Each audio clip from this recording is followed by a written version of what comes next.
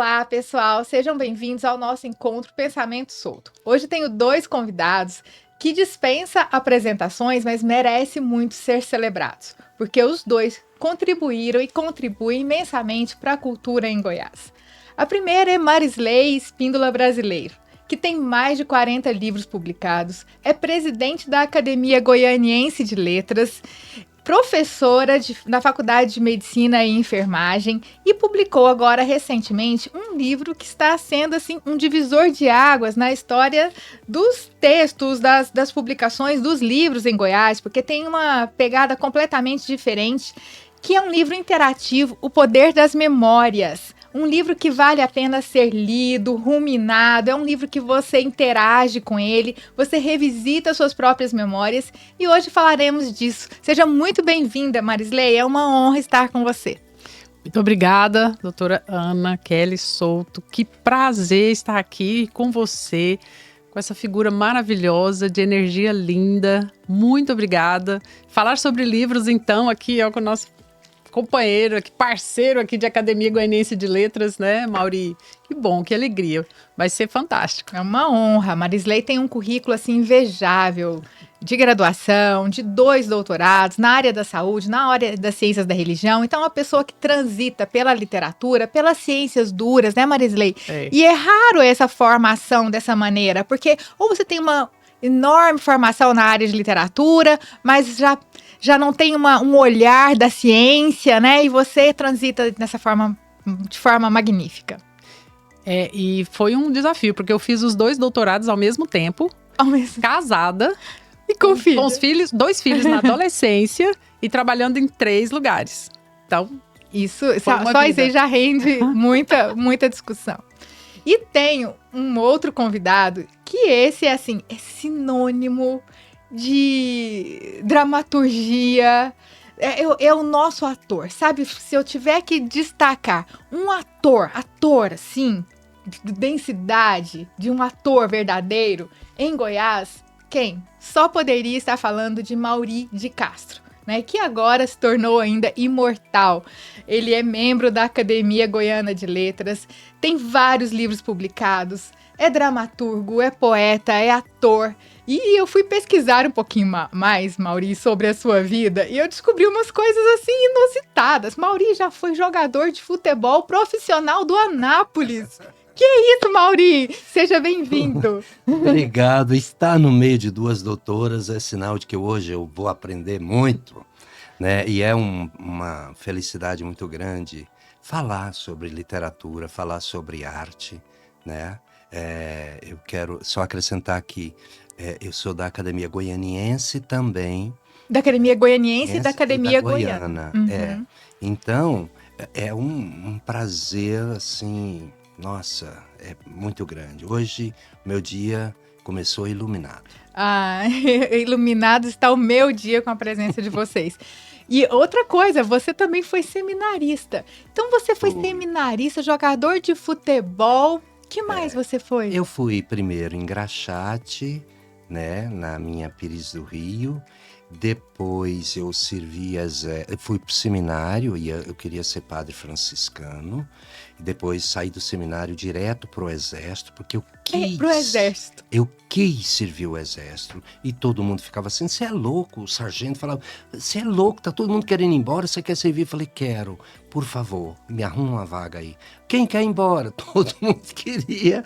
E eu fiquei e servi e depois eu fui pro Anápolis Futebol Clube. E tudo isso me remete a uma coisa que eu vejo que é muito forte na sua vida, que é a disciplina, né? Porque ser religioso requer disciplina, ser atleta requer disciplina, ser escritor, ser ator, e você tem a disciplina como meio uma pauta da sua vida, não tem? Tenho. Naturalmente, assim, eu sou muito focado, né? No exército, por exemplo, eu estava uma vez de guarda, 3 horas da manhã, no portão da frente do exército. Falei, gente, eu preciso aprender a tocar violão e preciso cantar. E aí eu comprei um violão, virei as cordas, porque eu sou canhoto, né? Eu sou canhoto para tudo, menos para escrever, porque amarravam minha mão Gente, que esquerda, meu violência. braço. A nossa doutora aqui na área médica pode até falar sobre isso, que agressão. Então, E era É comum. uma violência. era, na época, era uma escola rural e a professora morava na minha Porque casa. tinha até uma atributos de como se fosse uma coisa meio maléfica. Era a mão do diabo. A mão do diabo. Não podia pegar no lápis, escrever, não. Escrever era coisa de Deus. E o diabo não podia.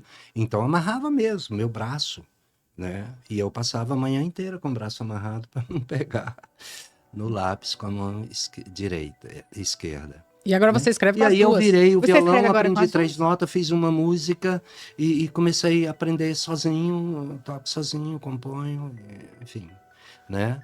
E aí, a minha primeira experiência no teatro foi terrível. E eu ainda era engraxate e me chamaram para contar piada no intervalo de uma apresentação gloriosa que a prefeitura ofereceu para a cidade e tal. E tinha um intervalo enquanto o grupo, né, ia tomar um café e tal. Eu fui contar piada e levei até. Fui tirado do palco à força, porque aquela... E o que te fez voltar para o palco? Me conhece, porque é o seguinte, falou, você tem 15 minutos. Falei, tá bom. Eu entrei e comecei a contar. Com 3 minutos começaram a me vaiar. E eu juntei o microfone e comecei a vaiar a plateia. Eu tinha 14 anos. Sério? E Você teve uma atitude, então, de O diretor do reagir. evento, que era o dono da rádio, falou, Maurício, sai daí. Eu falei, não venceu meu prazo, é 15 minutos. Aí o segurança... De onde que saiu essa autoestima, Eu não Maurício? sei.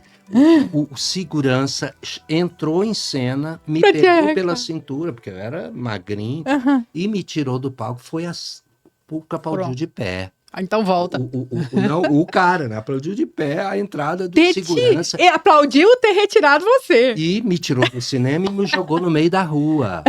E quando eu caído na rua, que eu olhei, a porta estava fechando. E era a porta do meu destino. Aí tinha uma igreja do lado, eu fui, sentei no pé, acho que de Nossa Senhora, e chorei. 10 anos depois eu voltei nesse mesmo palco, já como profissional. Uma outra recepção. Aplaudiram de pé, sabe? Uau. Mas foi tudo assim, era para eu nunca mais ter subido no palco. Mas destino é destino. É. Marisley, seu livro fala de memórias. Memórias é um tema que me agrada muito, porque Santo Agostinho, que é um filósofo que eu me ocupo, ele dá muita importância às memórias. E a minha primeira pergunta para vocês dois, começar pela Marisley, é qual é a memória que você tem da infância que te levou para escrever, para criar a partir dela? Santo Agostinho fala, você citou, né, Santo Agostinho, poderoso Santo Agostinho, ele fala que nas suas memórias, nas suas lembranças, lá bem no fundo que você encontra a verdade, né? Na verdade você encontra a sua essência. As minhas memórias, primeira coisa, eu não sou aquela pessoa que tem aquela memória acima da média. Né? Tem gente por que disciplina. É sua por memória. disciplina. Isso, é por não ter, então, essa memória fantástica de decorar, por exemplo, uma lista telefônica, igual pessoas que faziam. Ao perceber que eu não tinha essa memória brilhante, então eu desenvolvi com o tempo alguma disciplina para me lembrar de tudo aquilo que eu precisava. Mas isso não é... bacana, né? Porque as pessoas às vezes falam, não, eu não tenho memória. E fica como E algo pronto. dado e pronto. É um sistema de defesa. Mas, na minha infância, algo me marcou. Isso acho que foi o diferencial. Meu pai sempre gostou muito de livros. Então, nós tínhamos lá uma estante com muitos livros. Mas existia uma disciplina. Você não poderia fazer orelhas nos livros. Poderia pegar o livro, folhear poderia delicadamente. ler, folhear e tudo. Não podia escrever. E eu queria fazer anotações nos livros. Mas a minha mãe tinha uma disciplina com ela. Se você estivesse com um livro em mãos, lendo, você não precisaria Lavar a cuidar louça. de casa, lavar a louça, nem fazer nada disso. Nossa, agora. Então eu sempre dava um jeito de ficar com um livro em mãos. Então eu li muito na minha infância, li. Brinquei muito, mas também li muito. Um outro aspecto é talvez eu tinha um lado meio antissocial.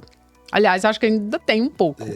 Então o livro sempre foi uma ótima companhia. Um refúgio para você. Isso, um refúgio. Então eu viajava realmente, sempre com uma mente muito fértil. Mas um terceiro diferencial, eu escrevi o meu primeiro livro aos 12 anos. 12 anos. Qual foi o seu primeiro livro? Qual a ideia? O meu foi depois de velho. Mas é que você foi fazer outras coisas, É que né? eu fui ajuntando coisas, né? Eu escrevia dramaturgia, eu escrevia muita música, muita letra de Aham. música, né? E fazia muito, participava de festivais, enfim.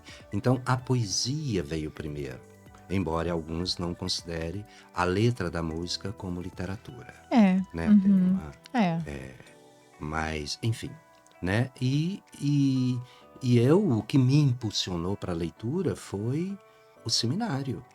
Seminário, disciplina, né? Seminário, nossa, foi ali. A sua casa não tinha essa ambiência literária como o da Marisley. Não, eu sou de uma família de lavradores e não tinha. O seminário foi importante para muitos, né? Nossa, total, né? Ainda que não se tornassem padres, era um lugar do cultivo do espírito, né? É. Exato, eu aprendi a gostar de leitura no seminário, É. né?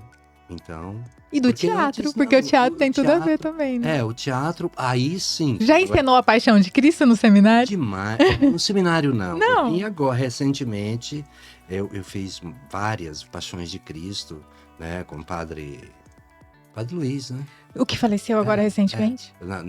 Ele era da Sagrada Família. Aham. Sagrada Família. Não, então Tinha- eu tô falando do Padre César Garcia, Não, desculpa. Padre César, não, foi Padre Luiz, sei. Padre Aham. Luiz. Desculpa, eu me confundi. É, e ele fazia muita via sacra lá. E depois, enfim,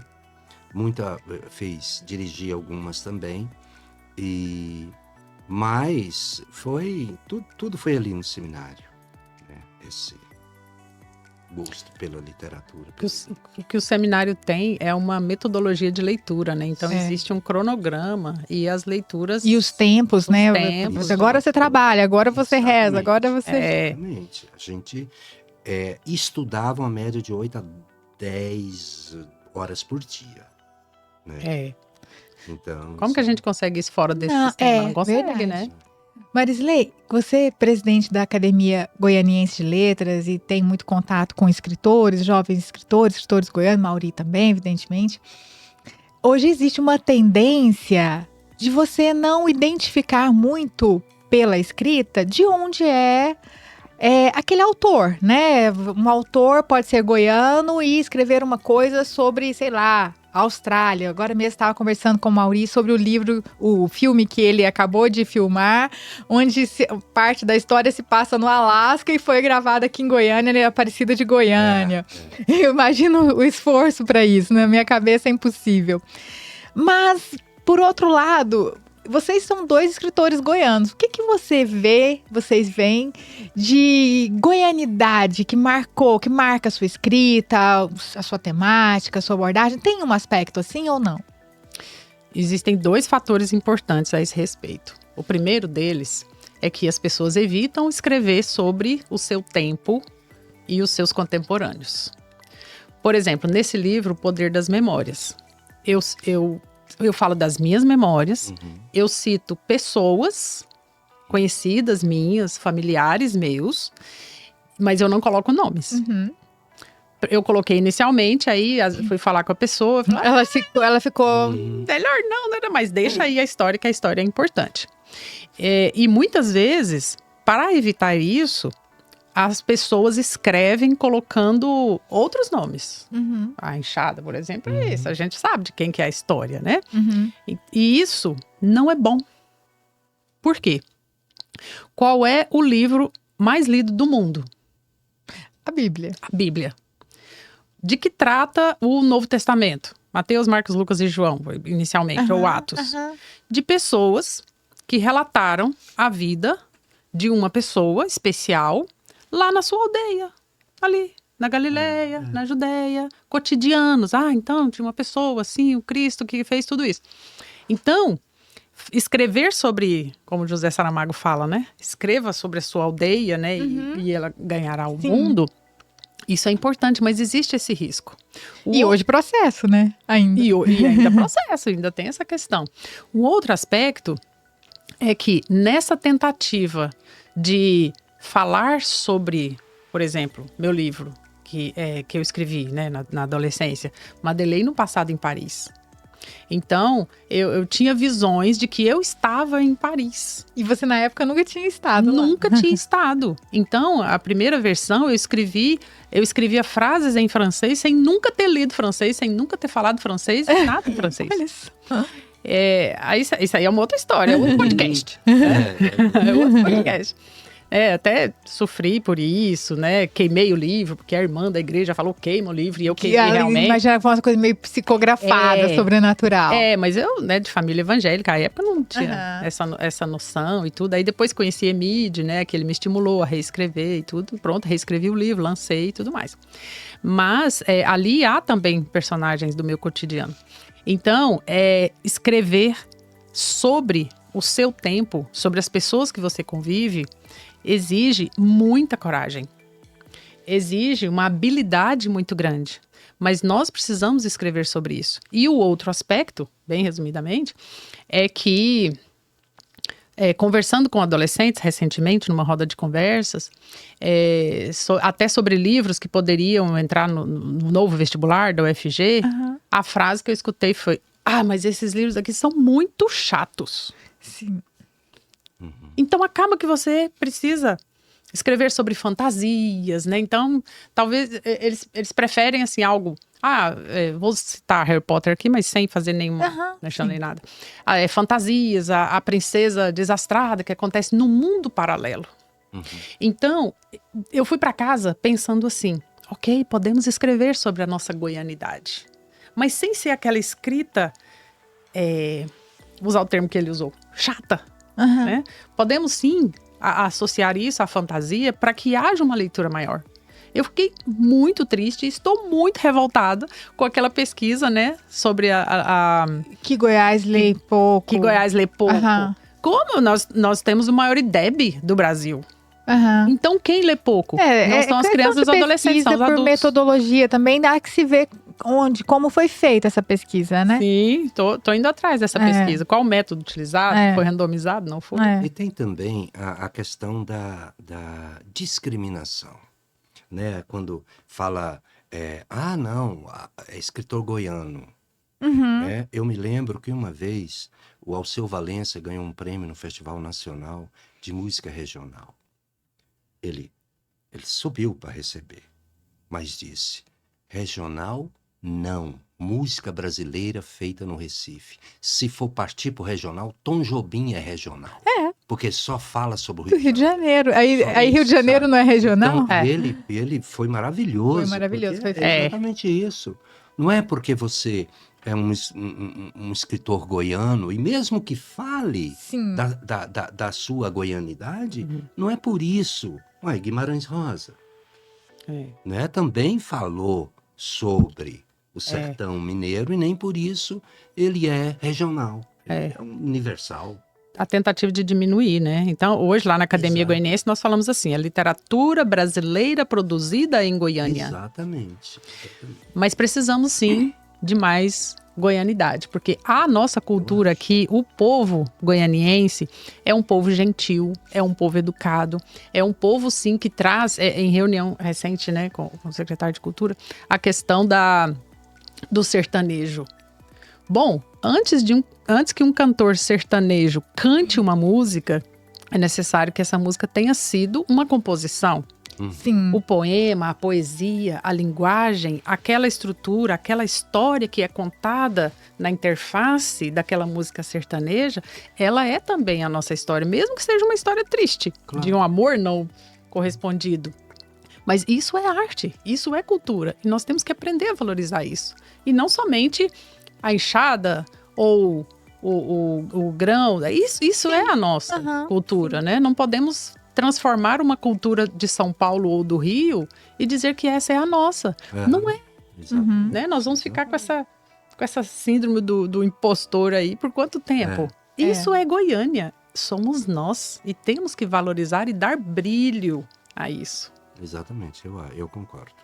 Eu acho que desde que você exercite a sua criatividade, porque tem eu vou levar pelo lado do teatro. No teatro, você sente essa distinção por ser goiano? Em festivais nacionais, a gente sentia muito.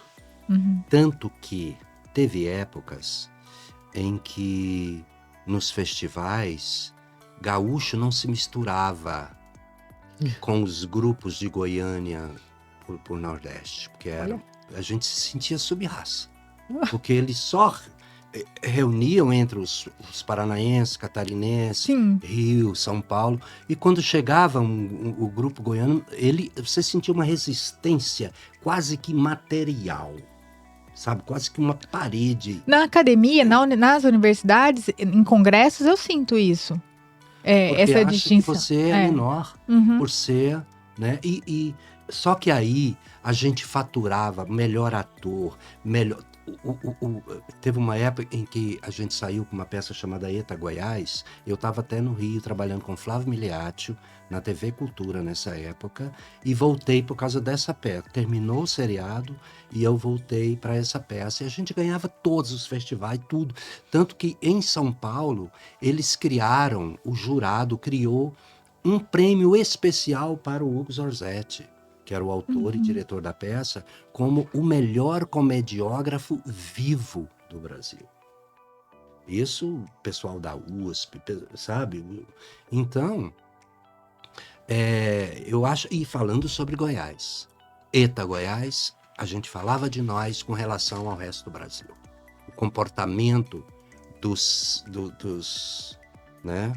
De todo mundo em relação a nós. E a gente matava o povo de rir, porque a gente às Eu vezes... acho que a melhor resposta é conquistar, né, a credibilidade, o respeito, porque não tem como exigir de uma outra forma. Agora, tem uma coisa, a comédia, o gênero, porque através da comédia você faz críticas seríssimas. Rindo você pode dizer muita coisa, né? Então, nós levamos uma peça em que os outros falavam mal da gente e a gente respondia, e o povo ria demais, mas ali estava uma crítica muito... Guardando na memória. Exatamente. Memória. Agora eu vou para um terreno espinhoso. Eu ia deixar mais para o final, mas já que a pauta caminhou para aí, a questão do limite do riso, né? O riso sempre teve os seus momentos de ser censurado, né? Várias músicas, várias peças teatrais já foram censuradas em tempos diversos. Por vários motivos. Por vários motivos, religiosos, políticos, enfim. E hoje nós estamos vivendo uma outra pegada aí de algum policiamento. No caso específico me falta agora o nome do comediante, Léo Lins, exatamente. Que faz pesquisas, piadas sobre pessoas com dificuldades físicas, enfim. O que você vê? Tem que ter um estado policialesco, tem que haver alguma lei, há um limite, fica a cargo do espectador, você compra ingresso só do que você gosta e não alimenta aquilo que você não gosta. Como que você vê esses limites? A evolução do humor, o humor é cultural, né? Então, o humor, a gente fala até em várias faces do humor, que o humor realmente é cultural. Tem coisas que o americano ri e a gente não acha a menor graça. E aqui dentro do Brasil também. Monty Python, né? Monty Python é um humor inglês super sofisticado. Né? Então, tem coisa que a gente ri aqui, gaúcho não ri, né? E aí, você tem a questão das épocas, da cultura mesmo. Antigamente se falava de tudo. Antigamente, a menina que usava óculos era 4 olhos, né? 4 olhos e tal. O menino era o baleia. E aquilo era normal. E eu acho que na medida em que a consciência começa a se refinar, a se sutilizar, você percebe o humor que também não tem pode que mexer afinar com com aquele novo tempo. Claro. Então, hoje é inadmissível você fazer humor constrangendo alguém.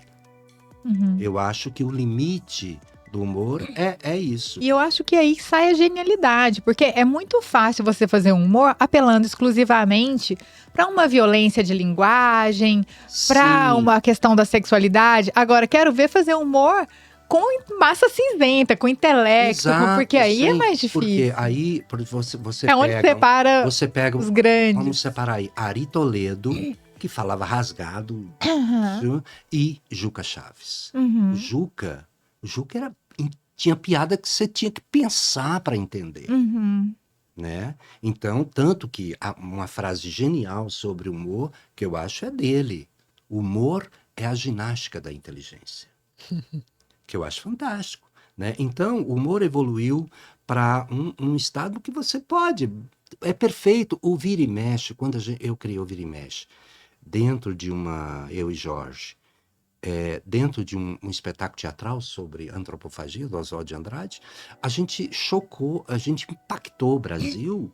Tanto que o Chico Anísio, quando contratou a gente para a escolinha em 92, em 93, por causa de uma brincadeira que a gente fez com o clipe do Michael Jackson, né? Que é o We Are Joy, que a gente fez sobre uma campanha institucional, tanto que virou hino das campanhas anti-tabagismo, né? E a gente brincando com a linguagem do matuto, né?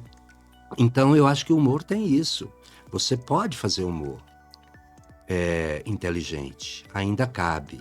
Eu não gosto do humor do palavrão, da coisa explícita. Porque eu acho que não te exercita. Por exemplo, muito óbvio, é igual uma música muito óbvia, né? A gente tá, por exemplo, com essa palestra show, Várias Faces do Humor, onde a gente fala sobre a evolução do humor, as fontes onde os humoristas vão buscar seu repertório, mas você vê, não tem um palavrão, não tem... Tem as situações que a gente desenvolve, mas não precisa, eu acho que não precisa. Mas a literatura também tem se modificado, também tem evoluído e isso tem repercutido no cinema.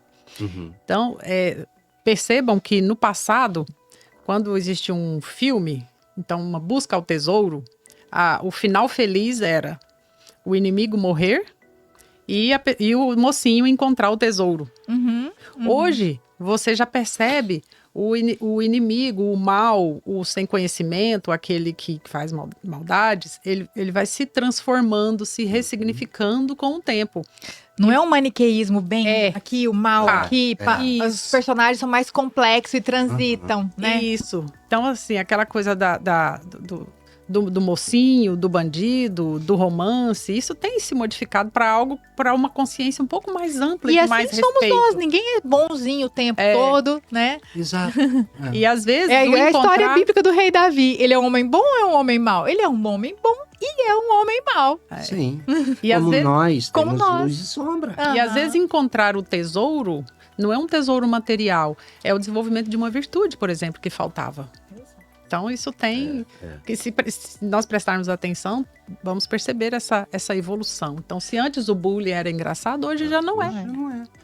Exatamente. Eu acho que isso é uma evolução da humanidade. Isso não quer dizer que tem que ir lá reescrever e passar a borracha em cima em Monteiro Lobato, no Chico Bento, né? Exato. Aquilo lá é aquilo lá e a escrita de agora é outra. Deixa lá na história. Eu acho que o que foi feito e tá que feito. hoje tá feito. E como o Ademir Luiz, presidente da UB, diz, você pode contextualizar numa nota de rodapé. Exato. Pronto. Mas não condenar a pessoa que fez pela época que podia fazer. E é por isso que Cora Coralina, ela está realmente acima do seu tempo. Quando ela falava sobre Maria Grampinho, por exemplo, aquela figura andando ali, uma mulher praticamente em situação de rua, né? O quanto ela falava daquele respeito àquela mulher preta, aquela mulher que era discriminada, mas que acima de tudo vivia sua vida com individualidade. Quando ela fala das ruas, da necessidade de melhoria do povo, ela falava com uma crítica tão generosa nas suas palavras. E sobre as mulheres de 50 anos? Não ela fala, gente. é a melhor fase. E depois dos 50 não tem mais quebrado. É de 50 aos 75 e é a melhor fase. Gente, parece que é uma mulher de hoje falando uma coisa de... Ela foi. Exato. Assim como eu acho que tudo evolui. Assim como a ciência evoluiu. Eu me lembro os primeiros casos de AIDS, olhava não vendo a doença, mas vendo o caráter da pessoa, né? E aí todo mundo descobriu-se que era demais, porque a ciência estava apta Cada doença a tinha um perfil. A AIDS tinha um perfil, E isso você vê a AIDS, depois o câncer, depois, agora a partir de a tuberculose, 2012, punição, o né? autismo, Aham, que só a partir de 2012 que a ciência pôde diagnosticar amplamente e precocemente, ou até no adulto, né? Enfim. Agora já entramos aí para a questão das medicinas. Eu vou voltar aqui para Marisley. Marisley, me chama muita atenção. Você é uma pessoa singular, assim, em vários aspectos. Você é de uma sensibilidade, de uma espiritualidade. A gente olha para você e percebe essas características da sensibilidade, da espiritualidade, generosa. um magnetismo, né? E eu acho, e como é que isso acontece em você? Porque você também é uma pesquisadora, você é uma cientista, você é uma professora na universidade dessa área da ciência, da medicina, que às vezes é tão pragmática e leva a doença em conta do ponto de vista absolutamente biológico, né, do funcionamento. Como que você faz essa transição? Porque eu fico imaginando que talvez você passe por alguma coisa assim, na ciência você é muito literária, muito espiritualista, muito filosófica, e aí talvez nesse âmbito da filosofia, da literatura, te ache você muito pragmática, muito assim. Você percebe isso ou não? Como que você transita? Completamente deslocada. Essa é a palavra, deslocada. Porque dentro da área da saúde, eu sempre dou uma pitada de espiritualidade. Porque ser reducionista é muito confortável. E falar, essa água é H2O e pronto. Não, ela não é só H2O. Ela é também a fonte da vida. Ela precisa ser respeitada, ela precisa estar limpa. Os rios precisam estar limpos. Então, né, é uma fonte de vida. Dentro da área, quando eu entro para a área da filosofia e até mesmo dentro da área da religião, eu também às vezes considero muito reducionista dizer, foi Deus. Não, você também contribuiu para que isso aconteça. Né? Você não pode culpar o outro por tudo aquilo que acontece com você. Mas se nós levarmos em consideração que o senso comum nos ajuda a entender a vida de uma forma mais simples, eu não posso também ficar a vida toda no senso comum. Dizendo, deu certo com a minha mãe, deu certo com a minha avó, então vai dar certo comigo. Tá, mas entenda, vá atrás, pesquise. O chá de picão cura a icterícia. Ok, mas por que cura? Como que cura? Aprenda a pesquisar o porquê das coisas. Mas também você não precisa ficar o tempo todo bebendo água e falar, estou ingerindo H2O que irá hidratar as minhas células e fazer a respiração celular. Mas, então, quando eu falo desse deslocamento, é que eu não consigo ficar numa área apenas naquela área, porque nós somos seres integrais e integrados, né, na perspectiva até de uma enfermeira americana, Martha Rogers. Ela fala, nós somos seres integrais e integrados. Nesse exato momento que eu estou aqui, o meu corpo, ele está interagindo com a energia de vocês, com a temperatura, com a temperatura baixa da sala, com o plástico, com a madeira. Então, se nós tivermos aquela visão reduzida, a probabilidade de nós sofrermos é maior. Então, ao contrário do que Schopenhauer dizia que o ignorante é mais feliz, não, ele não é mais feliz, não. A ignorância, aliás, é uma das causas do sofrimento. E ainda faz os outros sofrerem. Então, eu vou colocar um prego na parede. Tá, eu posso ir atrás do YouTube, verificar um tutorial sobre qual é a melhor maneira de pregar um prego na parede. Quem foi que pregou o prego na parede e teve sucesso para que eu também tenha sucesso. Então, o hábito de aprender sempre te ajuda a transitar no senso comum, no conhecimento religioso, no filosófico e no científico e ser uma pessoa, às vezes, mais tranquila. Então, muitas vezes, eu estou assim, numa roda de discussão e estou assim, olhando para as pessoas, escutando as pessoas falarem e analisando o que a pessoa está falando sem nenhum julgamento. sem nenhum julgamento. Mas também, o Maurício sabe disso, que a mente dele é assim também. Muitas vezes eu me pego, a pessoa tá ali falando, eu já tô pensando em outra coisa, já tô viajando. Aí eu falo, opa, volta. Porque justamente por ela ter falado uma coisa interessante, você já começa a fazer conexões com outras leituras. Como ela falou no prego, que o prego também tem memória. Tanto que eu escrevi Falando memória em prego. de um prego enferrujado. Falando em prego. Não é? Falando em prego, ele também tem memória. Porque o átomo tem memória. Tem. Porque no átomo está a história do universo. Tudo História tem é memória. memória. Então tudo é memória. Tudo é memória. Não é? E não é fácil ser assim. E o que as memórias contribuem na nossa espiritualidade, na nossa saúde, na nossa... Como você vê a espiritualidade nesse sentido da saúde? O cultivo das memórias interfere? Tudo. Em tudo. Tudo. Eu sei, você também é uma cientista e sabe que o termo tudo é complexo, né? Né? Existe. Então, há 99,99% de que as memórias estejam na base de tudo, porque elas formam o alicerce para a nossa individualidade. Então, quando essa memória é o alicerce, significa que o que eu ouvi enquanto estava na barriga da minha mãe vai repercutir. Isso eu li no seu livro e fiquei impressionada. Exatamente. Então, aquilo que você ouve durante a infância, aquilo que você vê durante a sua infância, vai te gerar alicerces para suas decisões. Então, uma rejeição ou um bullying, tudo isso vai te fazer tomar determinadas decisões. Ações e reações conforme as memórias que você armazenou. Então, por exemplo, se o pai ou a mãe disseram para a criança assim: esse menino é danado, esse menino não vai dar para nada. Ele... Que acontece tanto, né? Inconscientemente, ele vai atender a esse pedido sutil. E aí, mas sabe qual é a boa notícia? É que você pode ressignificar essas memórias. Sim. E você pode dizer para você mesmo que você pode, que você consegue. Porque reprogramar trocar essas esse memórias. chip negativista. E você faz isso sozinho ou você precisa de ajuda, um profissional? O livro, ele não é uma terapia, mas ele é terapêutico. Ele te dá meios, caminhos para você começar a ter chavinhas para isso. Ele te dá um GPS, porque eu vou escrevendo as minhas memórias e vou deixando espaço para você escrever as suas em cada capítulo.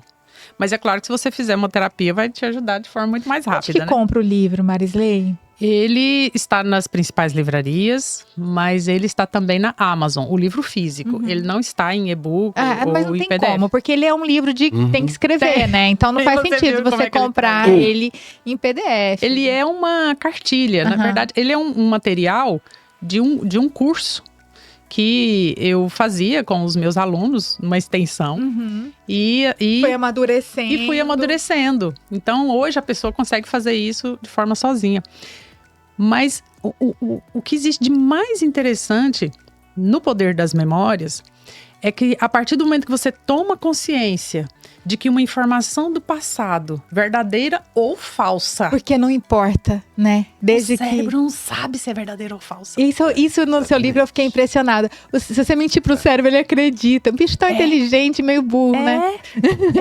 E assim, quando você coloca no seu livro a filosofia do câncer, que você estava, acho que após a quimioterapia, não me lembro exatamente. Isso, que é da visão que eu tive. Da visão que você teve. Então, você buscou lá no seu repertório religioso um consolo para aquele momento. Eu fico até emocionada quando eu falo. O médico falou assim, isso é fruto da medicação, uma alucinação. Eu falei, tem um monte de gente que tem alucinação com vacas voando. Exatamente. E aí, então, o seu repertório sagrado te deu o suporte. Isso. Então, quais são os repertórios que estamos fornecendo para as crianças? Entendeu? E ele descendo, né? De forma, e retornando de forma incrível. Então, o seu livro também é um livro de cura. A palavra cura palavra cura, ela foi elemento de poder durante muitos anos de um determinado grupo. Hoje, a palavra cura, ela é um elemento de poder de um outro grupo, né? Então, assim, eu tomo muito cuidado com essa questão de cura, porque eu não posso chegar e falar assim, eu vou te curar. Claro. Ninguém cura, né? O próprio corpo se recupera. Então, dentro dessa questão do poder das memórias, precisamos estar atentos, porque muitas vezes nós estamos armazenando memórias falsas. Sim. Uma criança Memórias venenosas. E elas vão fagocitando as memórias boas. E quando você precisa lembrar de uma coisa boa para resolver um problema, cadê o repertório? As ruins é que vão te levar a pensamentos de vingança e tudo. O Mauri está escrevendo um livro, eu vou dando spoiler, pode, né? Tá sobre a terceira idade, né? E você fala de memórias, né, Mauri? Falo. Uma coisa que eu acho importantíssima, porque a gente tem que aprender a ficar. Se tem um lugar que nós vamos chegar, é na velhice. Se tudo correr muito bem, nós vamos chegar lá. E as pessoas sabem envelhecer? Pois é, o personagem, ele conta a história dele. Ele não é... Ele quando é um tributo à resiliência pela história que ele conta, né? Ele conta como ele conseguiu driblar as coisas negativas que aconteceram com ele. E aí ele expõe que é na fragilidade que você encontra a força para se superar, né? E é se mostrando que você consegue dosar e se auto-empoderar. Porque ter a questão ele em nenhum momento ele foge da autorresponsabilidade. Tudo que lhe acontece é porque ele criou ações que atraiu o resultado daquelas ações. Como? Não tem como você sair disso. Tudo que você faz. Por isso é que o planeta Terra é um planeta de experiências, né? Agora, você tem que assumir o resultado dessas experiências, as consequências dessas experiências, mentais, verbais, corporais, né? E essa escrita que vai ser uma peça também, de teatro, ela é uma comédia ou é um drama? Ela é... tem de tudo, mas o que faz da peça a comédia é a morte. A morte é o contraponto da história que ele conta dele, da vida, dos tropeços e como ele se superou a cada momento, a cada acontecimento. A morte, que só ele vê e que ele dialoga com ela, desmistificando essa coisa da própria morte, voltando lá a Santo Agostinho, que diz que a morte é a maior das mentiras, né? Então, e ele desmistifica, e a morte é que dá a comédia. Então, parece um paradoxo, né? Mas o que alivia a peça é realmente a relação dele com a morte. Você acha que o riso, continuando na pauta médica, cura? Cura, absolutamente. Nossa. Sobre o meu livro que ela estava mencionando, Filosofia no Câncer, o melhor elogio que eu já recebi é assim: nossa, ele é leve, eu dei risada. E é uma história de alguém que teve câncer, não é tão divertido. E eu fico feliz que seja riso, assim. Mas a ciência, a neurociência, já mais do que comprovou tudo isso. Tanto que tem um livro que até a doutora Marisley cita nesse aqui, que é o jeito Harvard de ser feliz. Né? No Japão, vários médicos, é uma especialidade da medicina japonesa, o riso pela cura. A terapia do riso. Terapia então, do riso. Cura, porque ele oxigena todos os átomos. E é isso. Né? Então, eu tenho prova tanto disso. Uma vez eu estava apresentando uma peça que fala sobre goianidade, chamada Do Arco da Véia, né? E terminamos o espetáculo lá em Caldas Novas, no Sesc, e tinha uma cadeirante, já seus 60 anos, né? Todo mundo saiu do auditório e ela ficou com a acompanhante. E ela pediu para falar com a gente. E ela era de Niterói. E ela falou assim: olha, tem 14 ou 15 anos que eu não dou uma risada. por causa de uma tragédia que aconteceu comigo. Vocês me curaram. Nossa, que presente. Nós começamos a chorar todo mundo, Imagina. porque caramba, né? Vocês me curaram, eu nunca ri tanto na minha vida, vocês me libertaram. E o riso purga, né? Purga, tanto que é uma forma de catarse. Uhum. Contrário do medo, É. a neurociência explica isso. Por que Né? que você, quando você aprende um conteúdo com um professor divertido, você aprende mais rápido do que com um professor Sisudo, carrancudo. É E por tanto isso. tempo a seriedade intelectual foi associada à qualidade, à competência, a ser sisudo, carrancudo, enfadonho, chato pra caramba, né? Eu não sei se... Os setores da comédia meio desmerecidos em detrimento do drama, né? Quando Exatamente. eu fiz curso para modelo, cheguei a desfilar um tempo, acho que você também, né? Não, Uma das principais lições era não sorrir. Na passarela Não você sorrir. não sorri, porque o riso é para os vulgares. A alta classe. eu já fui muito corrigida, porque eu sou meio sorridente demais de não passar a seriedade. Mas isso é um absurdo. É um absurdo. É um absurdo. Então, isso As era pessoas colocado pra entendem nós. como nervosismo, como superficialidade, meio bobo alegre, É. né? E As pessoas, a comédia sempre foi considerada dentro de um gênero menor, porque era a tragédia, era o drama, né? As coisas sérias é que eram valorizadas. a ciência precisa parar com isso. Precisa parar de ser dura, truncada. Eu nem sei qual é o sinônimo para isso. Eu não quero usar o sinônimo chato, mas a ciência, ela pode ser leve. Porque Aham. o riso, a comédia, ela é como avenidas Exato. num bairro. Ela areja, ela dá uma pausa, ela libera dopamina, ocitocina, Eu acho que um dos serotonina. principais defeitos que uma pessoa possa ter é ser azedo, Exatamente. enfadonho, carrancudo. Conviver com uma pessoa assim é horrível. A acidez, o pH ácido do sangue, ele favorece adoecimento. E sabe que o que leva o primeiro disjuntor que liga a leveza da vida é a gratidão. Uhum.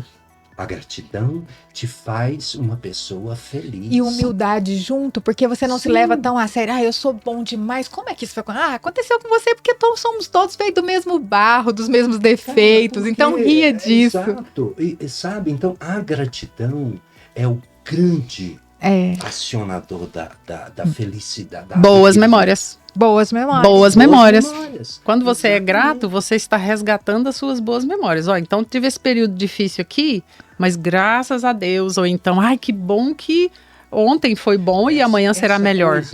Essa coisa do carrancudo tem uma passagem de 2 discípulos de Buda que é muito interessante, que eles chegaram num riacho e tinha uma mulher ali no riacho, pediu para uma coisa que para eles, monges, era um proibido. Ela falou assim, me ajuda, me atravessa para o outro lado. E um deles falou, monta aqui. Eles atravessaram o riacho, deixou ela lá. Isso era de manhãzinho. E aí o outro foi recriminando. Falou assim, não devia ter feito isso toda hora. Aí meio-dia, e o cara... Aí ele falou assim, peraí, cara. Eu atravessei a mulher lá. Eu deixei ela lá. Você está carregando ela até agora.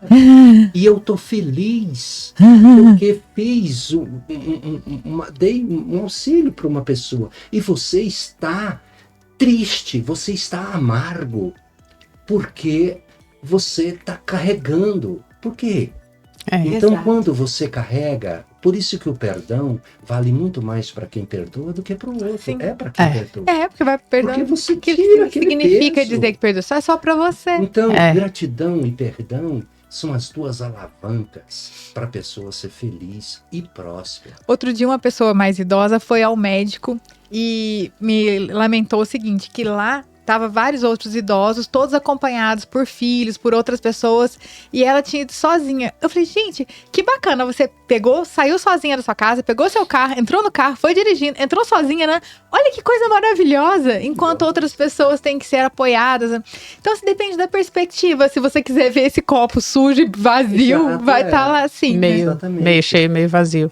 Eu acho que quando você escreve, ou quando você respira, você já automaticamente dá uma demonstração de gratidão aos átomos que te compõem. Uhum. Né? Era por isso que Jesus falou assim, não, eu não te curei, a tua fé te salvou.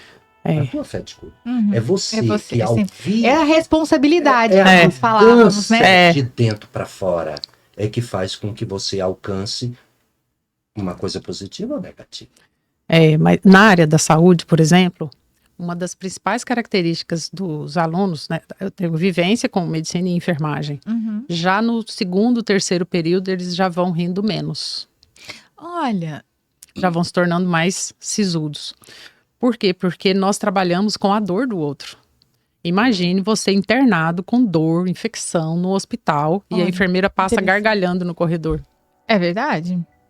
Imagine pessoas esperando num posto de saúde, né, uma emergência para serem atendidos, né, tá demorando, tá com dor, tá com medo de morrer e passa um médico com o outro rindo, kkkkkk. Verdade. Então o riso, ele vai sendo podado. Mas nós somos humanos e nós precisamos desse momento. Então, por isso que a comédia... E vai contra essa ideia aí do Pat Adams. Lembra do famoso Pat Adams, né? O Amor é Contagioso, com o Robin Williams. Mas aí, fora então desse ambiente, a pessoa precisa ter essa válvula de escape. Precisa ter esses momentos, precisa ir ao teatro, precisa ver uma obra de arte, simplesmente sentar e admirar uma obra de arte, começar a pensar o que ela quer me dizer, o que esse desenho mostra, onde o pintor pintou, como ele estava emocionalmente naquele momento, né?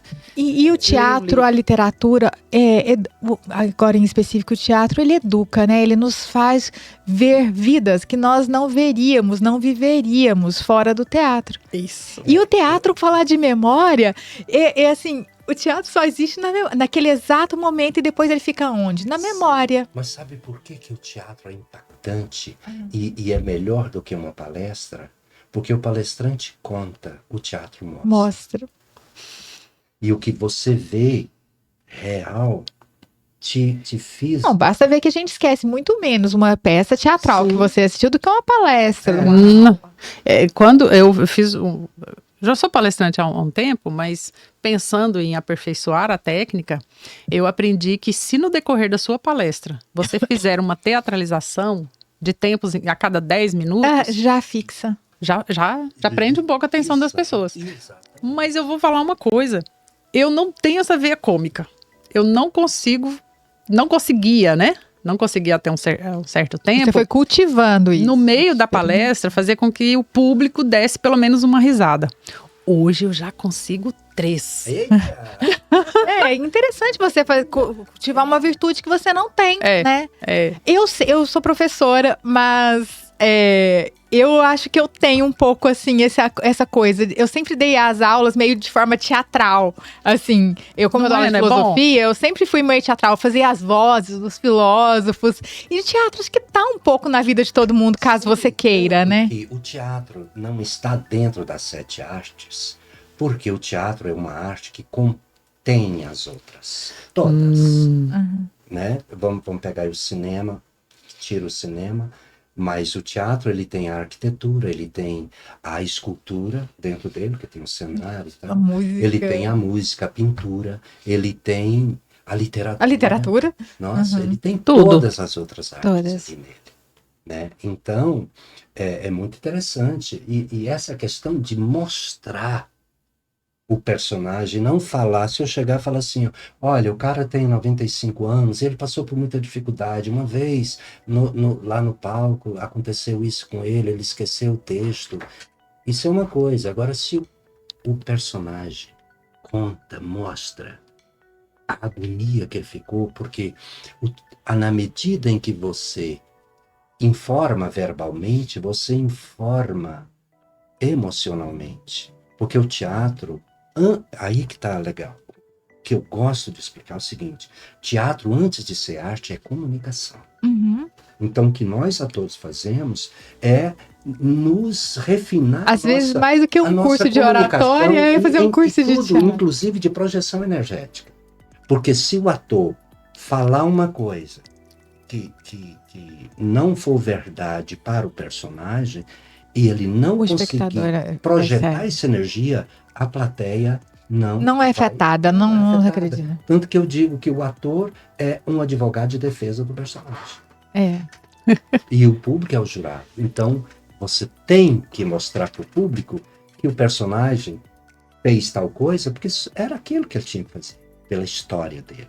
Mauri, eu te conheço, assim, né, da televisão, de personagens, e agora, recentemente, eu te conheci pessoalmente lá na União Brasileira dos Escritores. E você ministrou uma oficina, uma palestra lá, e eu vi uma coisa que eu achei tão interessante. Eu não convivo tanto com atores, assim, eu vejo ator no filme, no teatro, então eu não vejo ele na vida dele e depois eu vejo ele atuando. Raras vezes eu vejo isso. E lá na UB aconteceu uma coisa interessante naquele dia da sua palestra, que eu acho legal destacar. Você estava sentado falando, né, do processo de escrita criativa, e eu de cá te olhando, falando. E aí, num dado momento, você resolve dar um exemplo do processo do teatro e levanta e interpreta uma frase, uma situação curta, assim. E eu te vi sentado, sendo você, Mauri de Castro, escritor, falando, e você levantou. Na hora que você levantou, você fez assim, plukt, você virou outra pessoa, assim, na frente dos meus olhos. Eu fiquei tão assim, gente, como é que faz isso? Eu quero saber como é que faz isso. E depois você... Foi muito engraçado, foi muito interessante. Encarna. Uma coisa, como é que você consegue? Você mudou seu olho, mudou a sua pele, mudou sua energia, e depois você voltou, parecia, sabe aqueles Transformers? Na peça que você viu e que a gente apresentou lá na Academia Goianiense do Humor, né, tem isso, a gente sou eu contando história, falando sobre humor e tal, os fundamentos do humor, e de vez em quando a gente faz personagens, né? Um fazendeiro, um pescador, bem caipira e tal. E eu não, depois de 50 anos... Você nem sabe como é que isso eu não sei como é que se processa essa mudança, assim. Eu acho que o corpo, tudo, né? O conjunto já sabe como é que faz. É a técnica. É a técnica, o método. Né? Então, você pratica para alcançar a técnica. Um dos atores mais técnicos que eu já contracenei foi o Estênio Garcia. Ai, imagino. Eu fiz um filme com ele, Cláudio Marzo, Marcos Paulo, Zé Dumont, que foi Mais que a Terra, que era sobre poceiro e tudo. E ele era aquilo, ele estava conversando com você, vamos gravar, vamos lá, vamos embora. Pronto. Era outro. Mas para isso, ele trabalhou a vida inteira para que ele respondesse. Por isso que ator bom cobra mais caro. Porque dá ao diretor, uma resposta mais rápida. Sim. Por isso que nós estudamos e nos tornamos especialistas naquela área para que a gente possa melhor responder como a memória. Memória, para nós, é como um músculo. Quanto mais você exercita, mais ela te responde rápido. Sim. Memória é músculo mesmo. E quando você faz esse exercício de reminiscência, da confissão, da psicanálise, da terapia, ou lendo seu livro, você vai aprendendo a reconstruir, porque às vezes as memórias vão ficando parcas, carcomidas pelo tempo, e fala, gente, nem tem memória. E é um cultivo, né? E uma coisa revolucionária que eu trago também é que depois de uma certa idade, da mesma forma que você não pode, assim, do nada fazer uma maratona, que você vai estourar seus joelhos, não faça isso também com as suas memórias. Né? Não force demais, não esprema demais, se você não é um atleta da memória. Isso, Mauri é um atleta da memória. Mauri. Então, assim, já passou dos 30, né, Mauri? 70. Então, ele é um atleta da memória. Então, a qualquer momento, alguém passa um roteiro para ele e fala, Mauri, amanhã você vai fazer esse evento. Ele é um atleta da memória. Agora, alguém que não tenha essa elasticidade, do nada é colocado num projeto onde ele precisa memorizar ou fazer análises profundas, a chance de ter um acidente vascular encefálico isquêmico é alto, porque ele vai haver uma Olha, eu nunca tinha sobrecarga. pensado nisso. Quando você falou do perigo das memórias, eu não estava considerando sob essa perspectiva. Eu estava considerando numa perspectiva mais assim, uma pessoa que passou uma vida sem o hábito, por exemplo, das confissões, no sentido católico mesmo, que é um exercício de reminiscência, nunca passou por um processo terapêutico de sentar num divã, de compartilhar. Ela vai tendo algumas memórias ali parcas. E aí você não... E ao começar a cultivar, a rememorar, relembrar essas memórias, você vai ficando bom nisso. Eu estava pensando nesse sentido. E não nesse sentido que você falou, que é bem interessante. Eu nunca tinha considerado isso. Então, isso derruba algumas teorias de que ao idoso deve ser prescrita a atividade de fazer... Estudar um idioma. Não aperta muito, não. Se ele não tem esse hábito, você precisa ir bem devagar para que ele não tenha... para que ele não sinta, por exemplo, a necessidade de relembrar tudo. E existem situações muito negativas do passado que estão guardadas lá. Deixa lá. Não vem. Isso. Não vem atrás dele. Cicatriz. Ele vai querer escolher. Como chama? Com queloide ali, mas é ali que tá segurando aquela casquinha, né? Deixa lá, né? Então, assim, eu percebo às vezes essa forçação de barra com pessoas que estão no iniciozinho ali do Alzheimer e daqui a pouco essa demência só piora. Deixa em paz. Vá ali, da mesma forma que existe qualidade de vida, tem que existir qualidade de morte, né? Deixa essa pessoa, ela só consegue esse copo, então vai só esse copo, vai com calma. E o bom, às vezes, da clínica de idosos, acho que eu visitar pra você entender, é que, por exemplo, uma pessoa com Alzheimer conta uma coisa repetidamente pela milésima vez para outra pessoa com Alzheimer. Aí conta, repete, aí outra pessoa, sério? Como se fosse a primeira vez. Então deixa o idoso conviver com outras pessoas idosas. Deixa ela usar aquele pouquinho, aquele pedacinho. Esse personagem, de vez em quando, ele faz isso. Ele fala, ele procura a paleta, por exemplo, para ele pintar, que está na mão dele. Ele procura. Ai, não fala essas coisas não. Outro dia tava com um negócio aos 95 anos. Tudo bem. Isso é questão de foco. Tá tudo bem. Exatamente. Então tem esses lapsos. Né? E tá tudo bem. Tá tudo bem. E tá tudo bem, né? E tá tudo bem. Eu sei que vocês estão aí com esse livro, O Poder das Memórias, está sendo a sua princesinha do momento. Você está divulgando, está numa maratona aí. É maravilhoso. Uma turnê mesmo.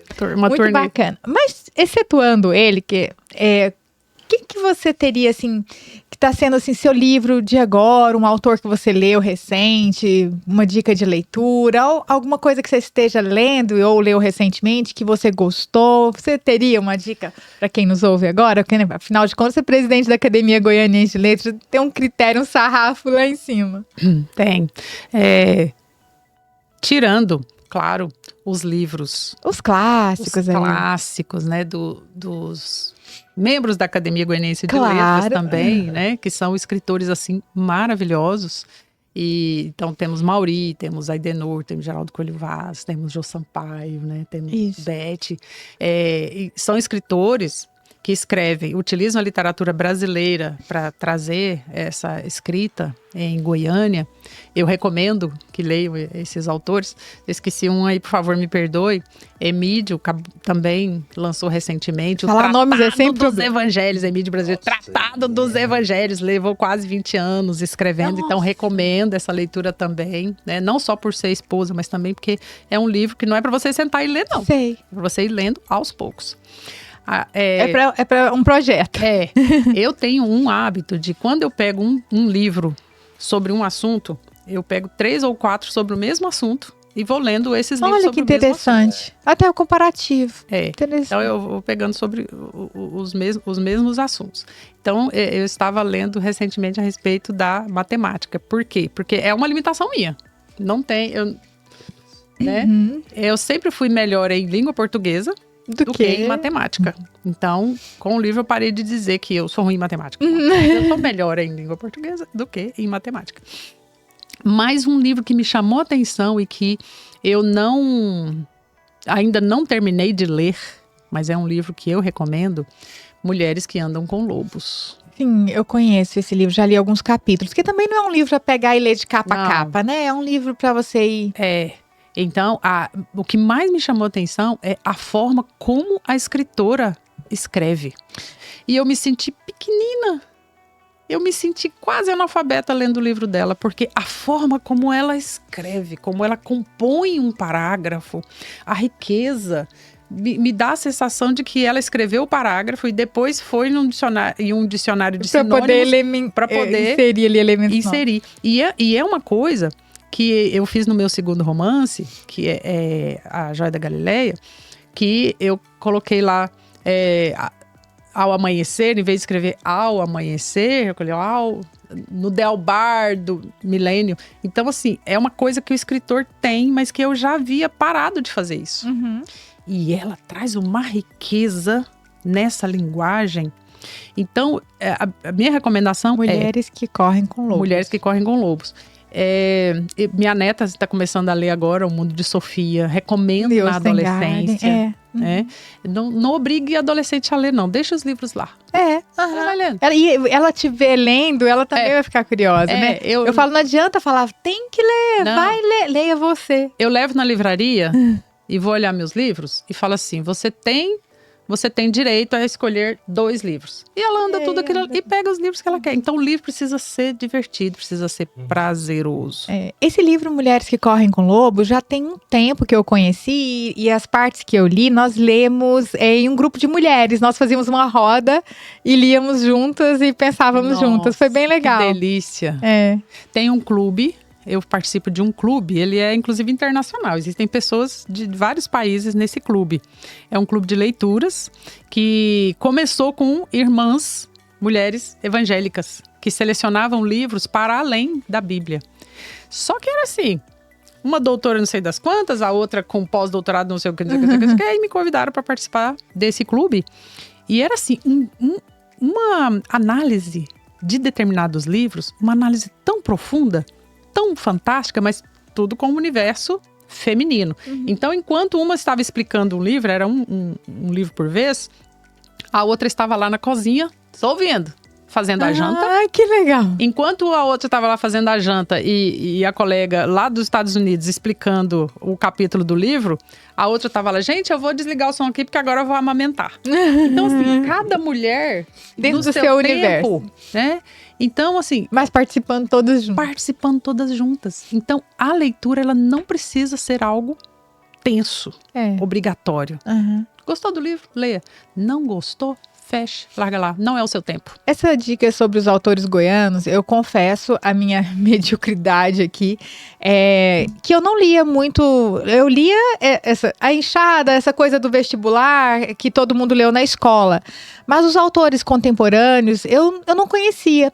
E depois que eu lancei meu livro, que me convidaram, comecei a ter oportunidades para participar de alguns eventos e comecei a ter acesso aos livros dos autores goianos. Gente, eu tenho maratonado, assim, ninguém vai à UB, o Ademir fala, né? Ninguém vai à UB e sai sem livros. Então, todas as vezes que eu vou lá, eu saio com alguns livros e eu tenho lido todos. E uma grata surpresa como a gente tem produção bacana, né? Do Mauri, escrevendo dramaturgia, escrevendo peça de teatro, você e vários outros que eu nem vou começar a citar os nomes, mas eu recomendo vivamente, leia os autores goianos contemporâneos. Os outros a gente já ouviu falar, conhece um pouco, nós já sabemos que são bons. Mas leia os de agora. Traz alguns elementos que você começa a olhar a própria cidade, Goiás, com outro olhar. E você, mesmo dos que não falam daqui, você consegue... não sei, conectar de uma maneira diferente, porque acho que tá ali de alguma maneira essa energia nossa, né? Eu tenho gostado demais, recomendo vivamente. E Mauri, o que você nos indicaria, que você tem lido, ou filme, que você está muito nesse universo dos filmes? Eu, nos últimos meses, eu estou em roteiros, né? De cinema. Quando ao Norte é Verão, que é esse último filme que eu fiz. Arcanjo Miguel, o Santuário de Batalhas, enfim. Mas eu estou relendo as obras gregas. E é maravilhoso. Chique. Você pega, porque quando você entende a maldição anterior às tragédias, você entende melhor as tragédias. Sabe? Quando você pega a obra de Ésquilo, Agamenon, por exemplo, né?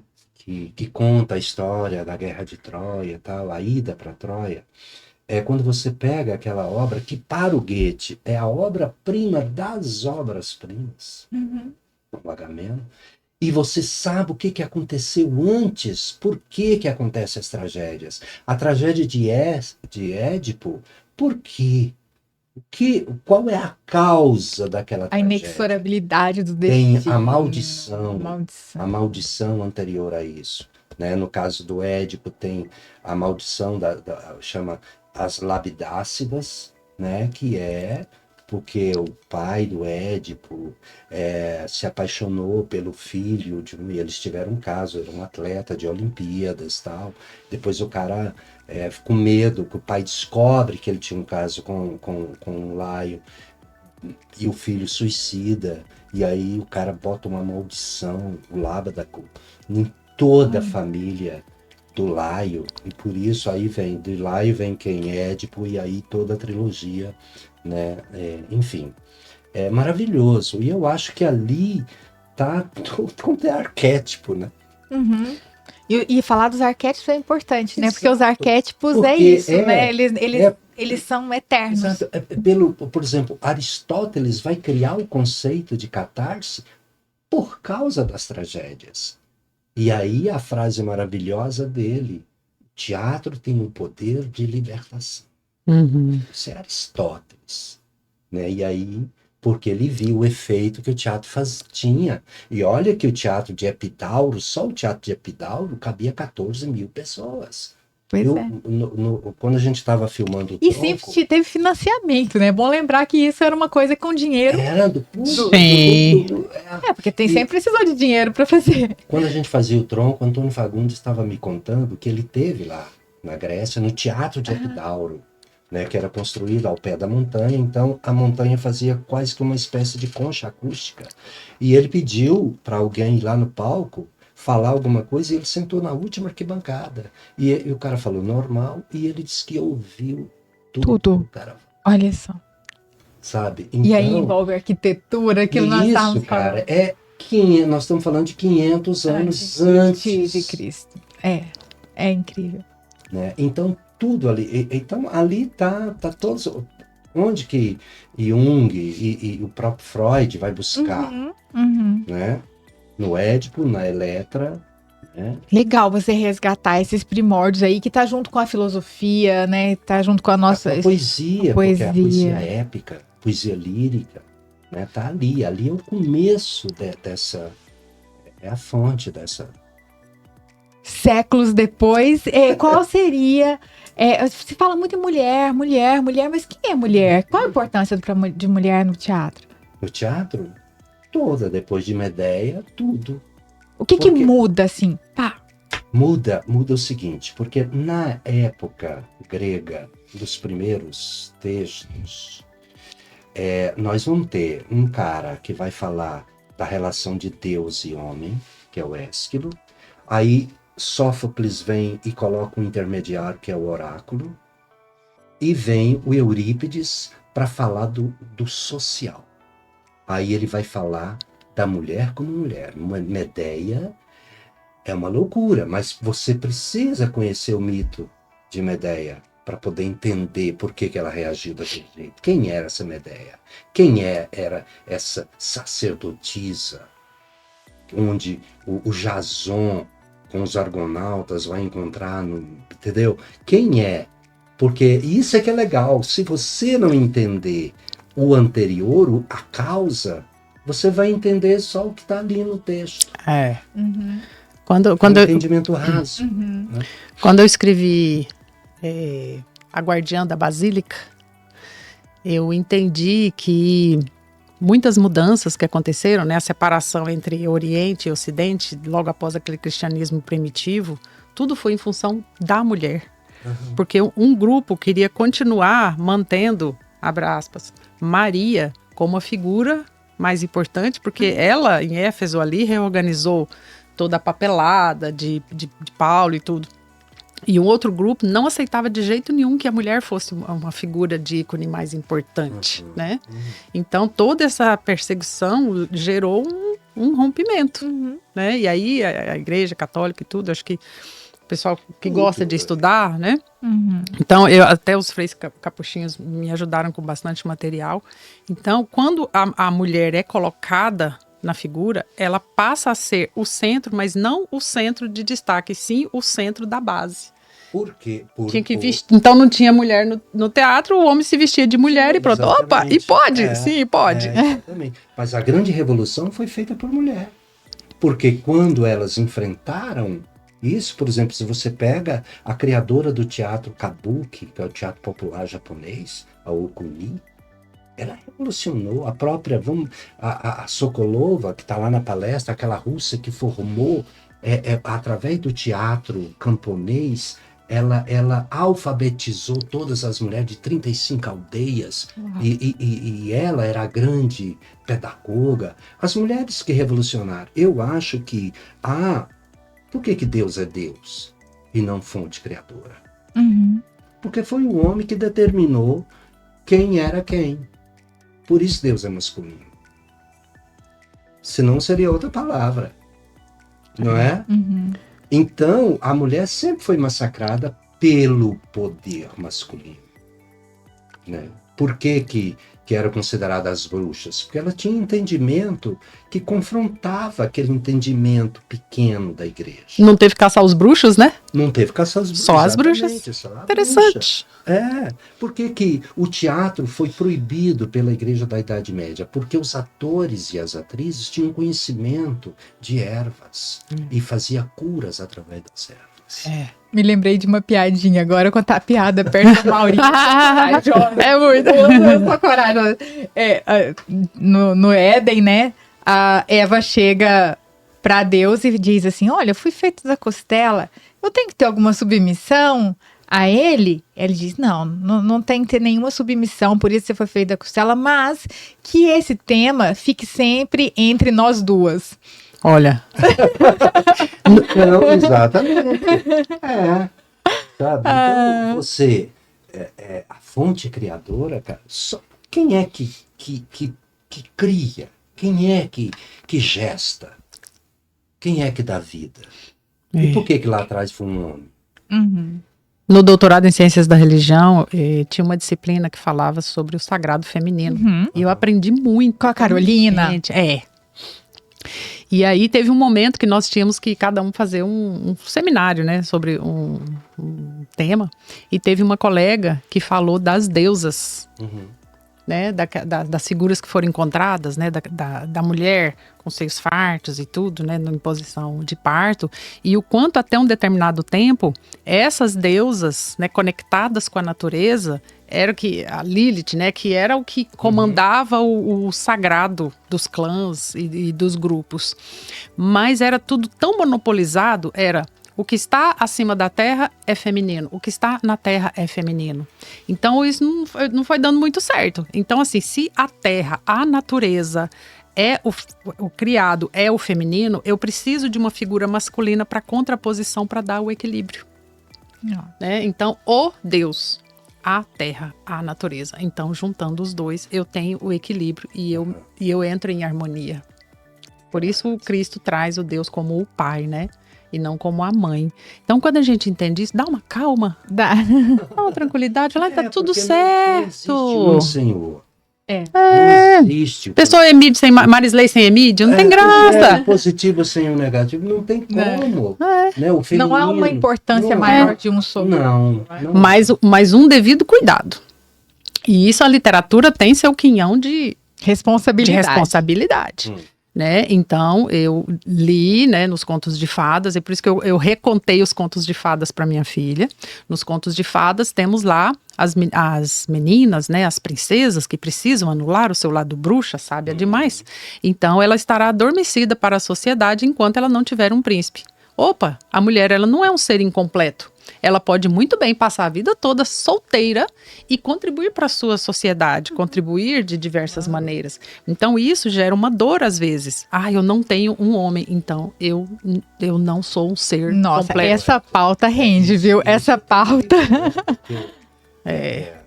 Então temos que ter cuidado em relação a isso. Quem procura a outra metade. E são não vai dar memórias. Azeda. E são memórias. E são Azeda, memórias porque- agendadas no. E livros que foram contratados, né? Bruno Bethlen fala disso, e a gente vai estourando o tempo, né? Bruno Bethlen fala disso, a psicanálise dos contos de fadas, e ele deixa ali bem claro que quando você anula o seu lado, abre aspas, bruxa, né? Quando você anula o seu poder de estudo, de análise e de síntese, você fica incompleto. E que muitas vezes essa busca por essa outra metade, que eu falo que você é azeda, todo esse trabalho foi feito por escritores numa época em que a vida comum era tão bruta, era tão violenta, que não fazia sentido para as mulheres. Mas, por outro lado, as igrejas estavam se desenvolvendo, os mosteiros. Então, para uma moça de 14, 15 anos naquela época, para ela, era muito melhor se tornar freira, Mais liberdade. mais liberdade, né? E Possibilidade de eventualmente estudar. Aham. isso, do que se casar com um bruto, ir morar num local, ter um filho atrás do outro, lavar, passar, arrumar, cozinhar e servir aquele homem e até ser violentada por ele de qualquer maneira. Então, o que aconteceu? Começou a ter uma avalanche de meninas jovens, né, que não queriam se casar, que preferiam isso. Então foi toda uma encomenda para criar um conto de fadas, para que o casamento fosse algo vantajoso, sendo que, agora estou utilizando uma linguagem ali de Simone de Beauvoir, né? E de Descartes, se não me engano. O casamento nunca foi vantajoso para a mulher, sempre foi para o homem. Porque enquanto o homem está ali pleno, não estou reclamando e nem estou falando do meu, o meu tá ótimo. O homem ali pleno, né? A mulher lava, passa, arruma, cozinha, cria os filhos e de madrugada ainda está no ponto, né? Então, por isso que é preciso estudar, é preciso ler, para ter as várias vertentes e entender os papéis que devem ser desempenhados. Então, eu não preciso exigir que o meu marido faça o meu papel. Mas ele pode lavar um copo? Pode. Tanto que eu ensinei meus filhos, eu tenho um menino e menina. Os dois fizeram serviços masculinos e femininos. Mas, cara, mas o que- Sabe lavar, passar, arrumar, cozinhar, sabe trocar pneu, mexer com banco. E tudo bem. Sim, Papéis, é isso. personagens. Eu acho que é essa harmonia, Harmonia. Acho que essa é uma boa palavra. não é? Que define tudo. Sem harmonia, fica tudo desarmonizado. Desarmonizado. E assim, tanto mulheres quanto homens nós perdemos, e aí eu me incluo, a nossa identidade no mundo. Perdemos os dois. né? Sim, sim. E não há nada mais perigoso que uma pessoa perdida. Porque ela vira um furacão girando ao redor de si mesma.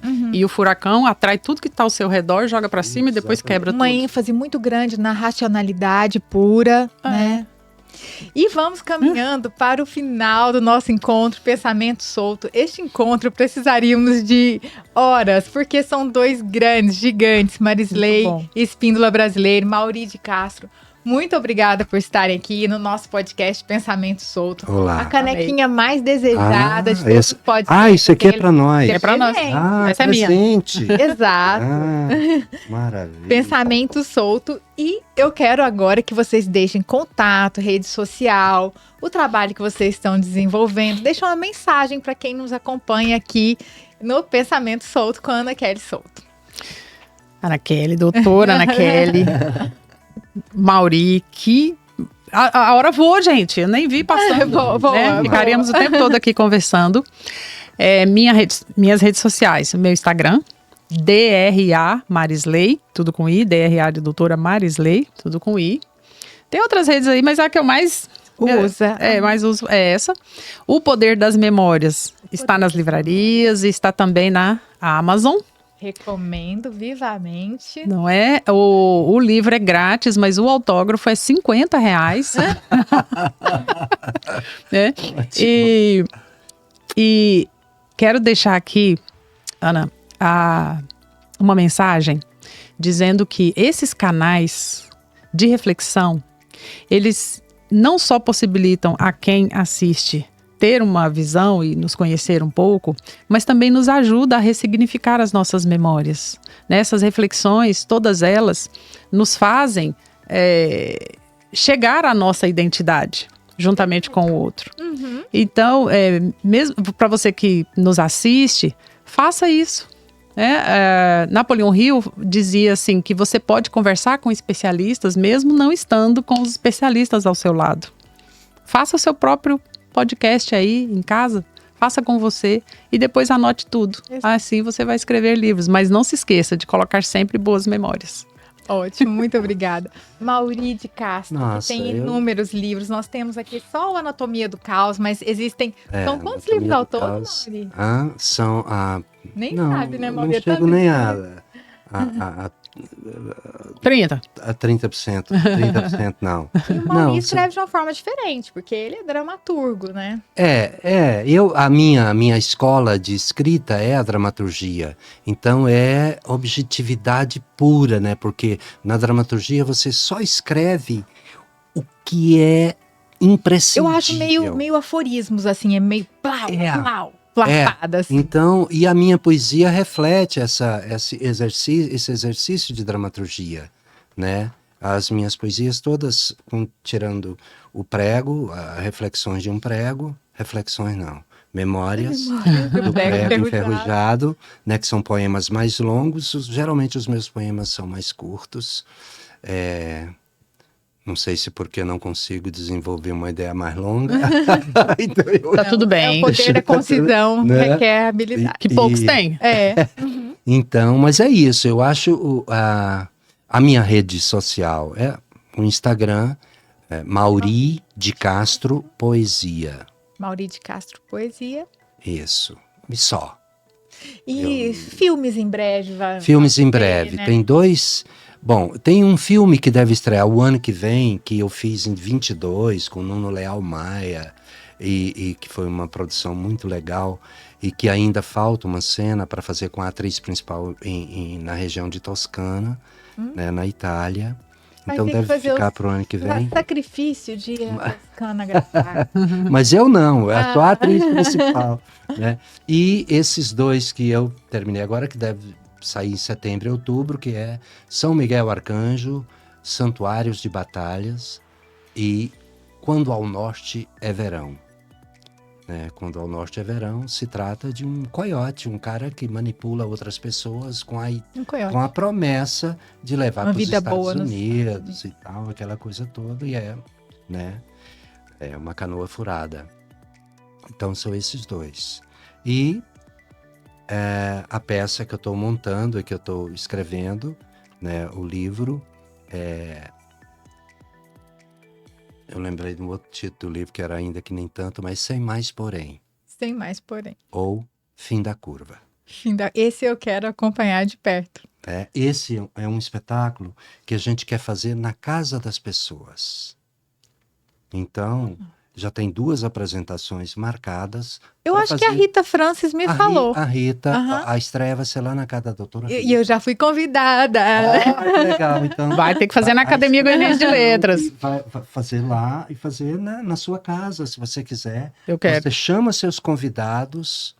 Tem uma outra também que nós vamos fazer na casa de um professor da PUC, onde ele vai chamar, você deve ir de novo, né? E vai ser na casa dele, e depois para a gente conversar sobre essa questão da velhice. Olha que gente. E da arte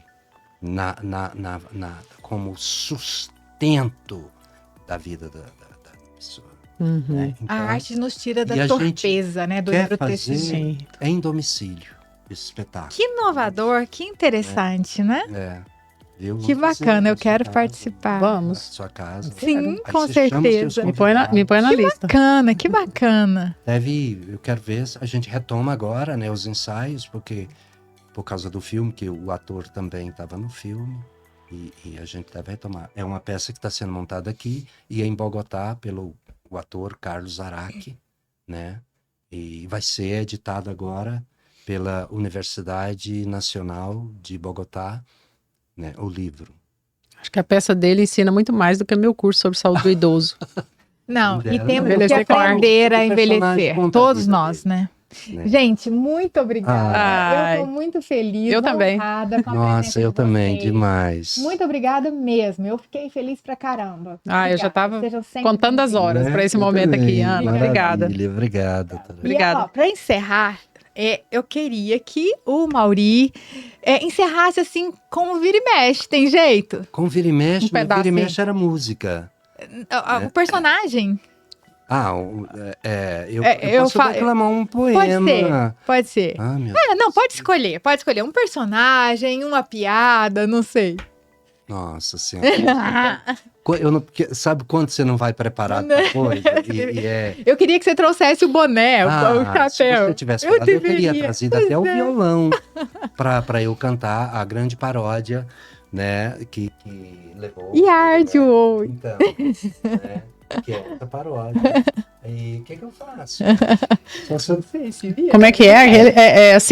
O mais interessante é que quando eu fiz o discurso para a entrada do... Discurso não, o texto, né? Para a entrada do Mauri, na Academia Goianiense de Letras, eu coloquei justamente o trecho em que você não utiliza a linguagem correta, né? Em vez de colocar ardem em mim os olhos, você coloca como?